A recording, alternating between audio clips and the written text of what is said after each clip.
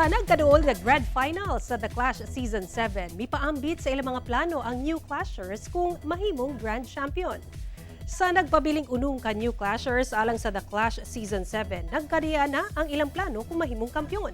Sumala ni Venus Pelobelo from Batangas, pamilya ang iyang unahon. Si Marian Pamenta from Batangas Sab, both himong advocacy ang awareness kalabot social anxiety. Si Jace Rafael from Las Piñas, both mahimong songwriter o producer. Si Lia Ferdeloso from Misamis Oriental, magpadayon sa mag-eskwela. Si Adele Yu from Cotabato City, both makig-collab sa mga singer. O si Juwari Sabith from Bulacan, mutabang sa ilang simbahan. At ang iyang mga intense nga tagisan ng talino at boses sa New Clashers o Clashbackers sa The Clash Season 7 matag Domingo, alas 7:15 sa gabi sa GMA. Number one po is tulungan po yung family ko. And gusto ko rin po na nalumaki pa po yung negosyo namin.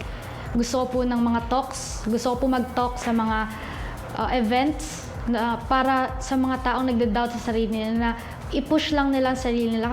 Papahinga ako ng malala. Then, itutuloy ko yung pangarap ko na magsulat po, mag-produce ng songs for me and for other artists. Babalikan ko po yung pag-aaral ko po. And tutulungan ko po yung mom and dad ko. Mag-collab po sana. Yun talaga ang gusto ko. Magkaroon ng mga collabs with yung mga mabibigat na icons sa music industry. And then also sa new ones din. Kaya po ako sumali dito para po talaga sa family ko and para po makatulong po sa church as a worship lead po sa church po namin.